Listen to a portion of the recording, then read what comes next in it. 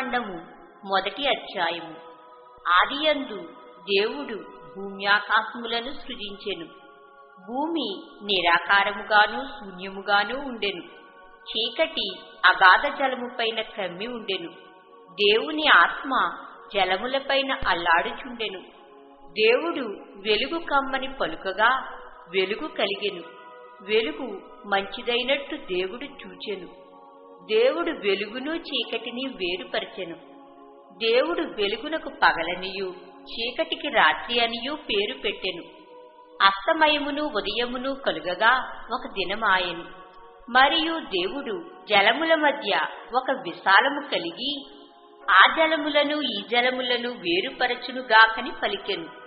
దేవుడు ఆ విశాలము చేసి విశాలము క్రింది జలములను విశాలము మీది జలములను వేరుపరపగా ఆ ప్రకారమాయెను. దేవుడు ఆ విశాలమునకు ఆకాశమని పేరు పెట్టెను. అస్తమయమును ఉదయమును కలుగగా రెండవ దినమాయెను. దేవుడు ఆకాశము క్రిందనున్న జలములు ఒకచోటనే కూర్చబడి ఆరిన నేల కనబడునుగాకని పలుకగా ఆ ప్రకారమాయెను. దేవుడు ఆరిన నేలకు భూమి అని పేరు పెట్టెను. జలరాశికి ఆయన సముద్రములని పేరు పెట్టెను.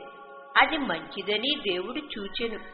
దేవుడు గడ్డిని విత్తనములిచ్చు చెట్లను భూమి మీద తమ తమ జాతి ప్రకారము తమలో విత్తనములు గల ఫలమిచ్చు ఫలవృక్షములను భూమి మొలపించుగాకని పలుకగా ఆ ప్రకారమాయెను.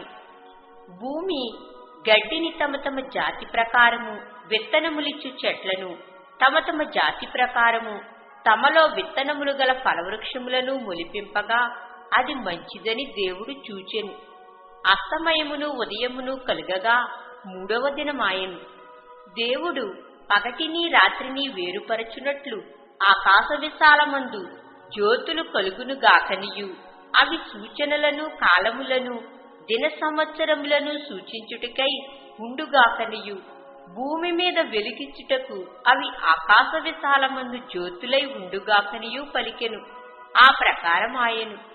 దేవుడు ఆ రెండు గొప్ప జ్యోతులను అనగా పగటిని ఏలుటకు పెద్ద జ్యోతిని రాత్రిని ఏలుటకు చిన్న జ్యోతిని నక్షత్రములను చేసెను.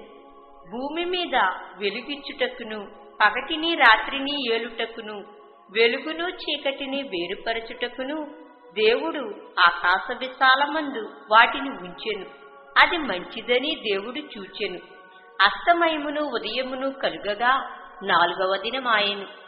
దేవుడు జీవము కలిగి చలించు వాటిని జలములు సమృద్ధిగా పుట్టించునుగాకనియు పక్షులు భూమిపైని ఆకాశ విశాలములో ఎగురునుగాకనియు పలికెను.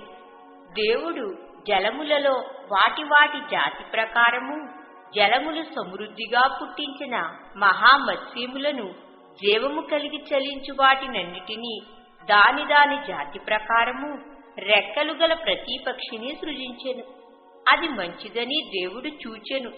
దేవుడు మీరు ఫలించి అభివృద్ధి పొంది సముద్ర జలములలో నిండి ఉండుడనియు పక్షులు భూమి మీద విస్తరించునుగాకనియు వాటిని ఆశీర్వదించెను.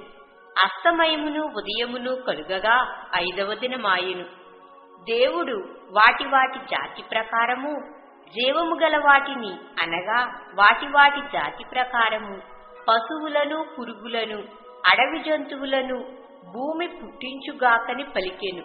ఆ ప్రకారమాయెను.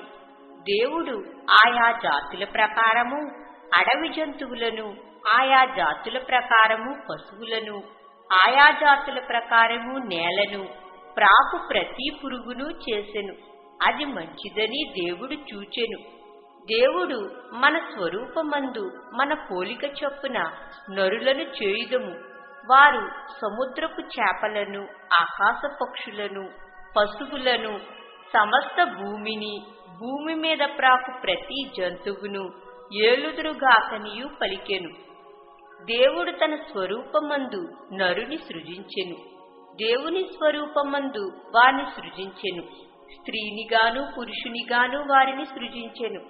దేవుడు వారిని ఆశీర్వదించెను. ఎట్లరా అభివృద్ధి విస్తరించి భూమిని నిండించి దానిని లోపరుచుకొనుడి.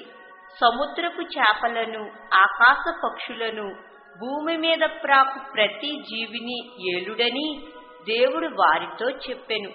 దేవుడు, ఇదిగో భూమి మీదనున్న విత్తనములిచ్చు ప్రతి చెట్టును, విత్తనములిచ్చు వృక్ష ఫలము గల ప్రతి వృక్షమును మీకిచ్చియున్నాను. అవి మీకు ఆహారమగును. భూమి మీద నుండి జంతువులన్నిటికిని, ఆకాశ పక్షులన్నిటికిని, భూమి మీద ప్రాకు సమస్త జీవులకును పచ్చని చెట్లన్నీయు ఆహారమగునని పలికెను. ఆ ప్రకారమాయెను. దేవుడు తాను చేసినది యావత్తును చూచినప్పుడు అది చాలా మంచిదిగా ఉండెను. అస్తమయమును ఉదయమును కలుగగా 6వ దినమాయెను.